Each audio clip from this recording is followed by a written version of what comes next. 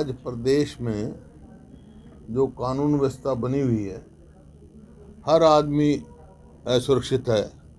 और यहाँ तक कह सकता हूँ हरियाणा में वही सुरक्षित है जिसको कोई मारना नहीं चाहता। अनवांटेड आदमी नहीं तो कोई भी अपने आप को महसूस नहीं करता है सुरक्षित है। कल यहाँ रोहतक में जो दिन दहाड़े किस प्रकार का हुआ, उससे पहले एक अखबार में बोले 3 मर्डर हो लिए 4 दिन में, एक के बाद एक में। हम शुरू से कह रहे हैं भाई कानून व्यवस्था की तरफ ध्यान दो। कानून व्यवस्था चरमरा चुकी है हरियाणा में। और आज मेरी रिपोर्ट, मैं नहीं कह रहा हूँ, केंद्र की जो गृह मंत्रालय की रिपोर्ट है उसमें हरियाणा प्रदेश पूरी देश में सबसे ज़्यादा असुरक्षित प्रदेश, ये परिस्थिति है। और इसी वास्ते हमने फैसला किया है कि विधानसभा का सेशन चलते ही हम एडजॉर्नमेंट मोशन लेके आएंगे, काम रोको प्रस्ताव लाएंगे और कानून व्यवस्था पर डिस्कशन करेंगे, उनसे रिपोर्ट मांगेंगे सरकार की। बड़े जोर शोर से ये मुद्दा उठाएंगे क्योंकि हर आदमी अपने आप ऑर्गेनाइज क्राइम चल रहे हैं। अरे क्राइम तो हो जाते हैं, अनऑर्गेनाइज क्राइम तो नेचुरल है। भाई भाई का झगड़ा हो गया, क्या नाम, मकान मालिक का किराएदार का झगड़ा हो गया, कोई एक्सीडेंट हो गया, इस प्रकार से है। टेनेंट और लैंडलॉर्ड का हो गया। ये जो है अनऑर्गेनाइज क्राइम है, जो पर सडन प्रोवोकेशन का हो गया कोई। लेकिन ऑर्गेनाइज क्राइम वो हैं जो फिरौती मांगी जाती है और फिर क्लेम किया जाता है फलाना गैंग है, कत्ल किया जाता है, क्लेम किया जाता है तो फलाने गैंग का आदमी था, फलाने गैंग ने ओन किया इसको। ये ऑर्गेनाइज क्राइम। ऑर्गेनाइज क्राइम में आज हरियाणा में सबसे ज़्यादा ऑर्गेनाइज क्राइम है। कम से कम 50-60 जो है गैंग काम कर रहे हैं हरियाणा में।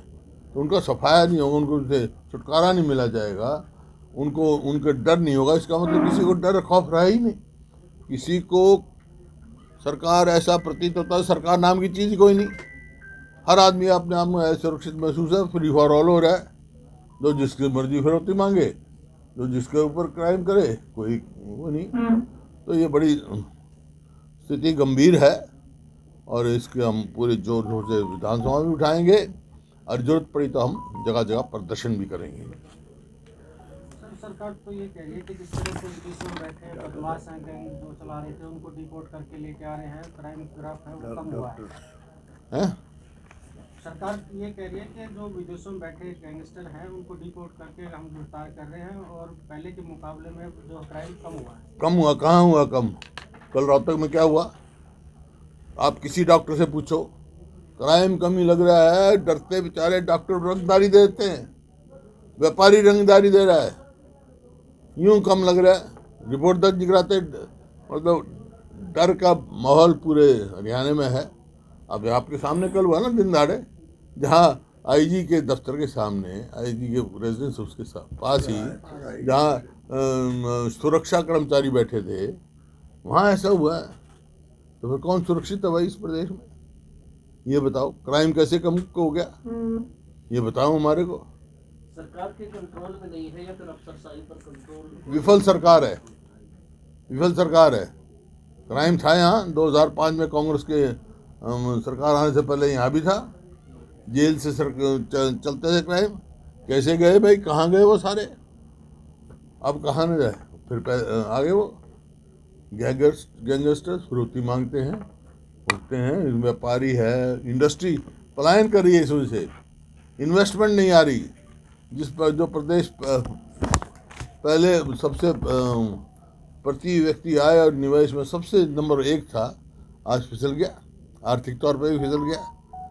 जब तक कोई भी हो, प्रदेश को तरक्की करनी है तो सबसे पहले कानून व्यवस्था चुस्त और दुरुस्त करनी पड़ेगी। लोगों में विश्वास पैदा करना पड़ेगा, जब कोई इन्वेस्टमेंट आएगी। ऐसे थोड़े आएगी।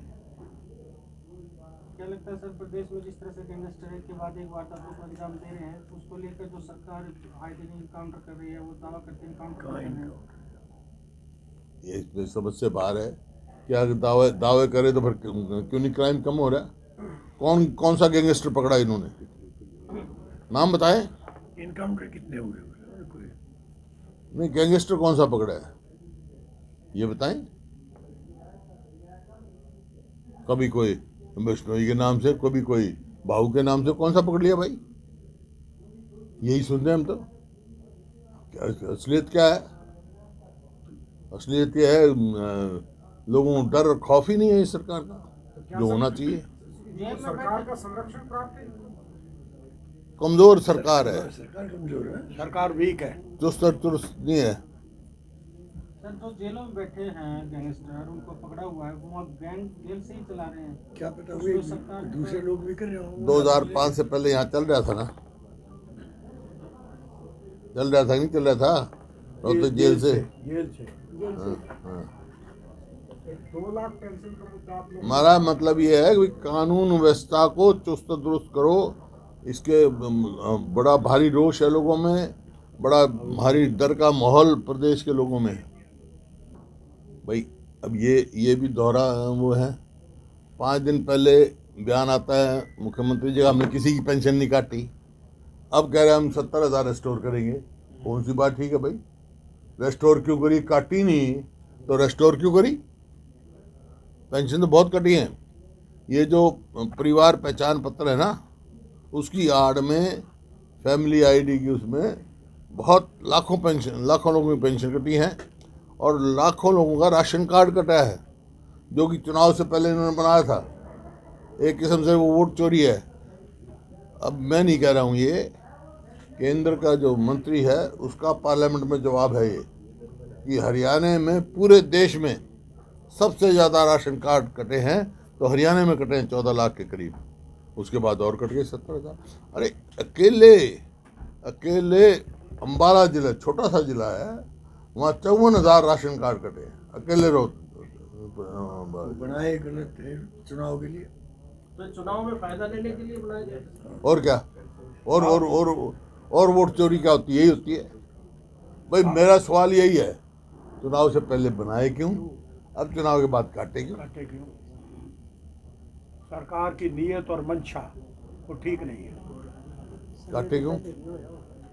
हर चीज पे मतलब देखो ना, किसान के साथ क्या हो रहा है। आओ दांगी साहब आ जाओ। बलराम कहाँ गया? बलराम चला गया? बलराम चला गया क्या? कट्टे का वजन 50 किलो था, पहले घटा के 45 कर दिया, अब 40 कर दिया। कीमत वही, मतलब ये ना कहना पड़े कीमत बढ़ा दी हमने, वजन घटाते रहो।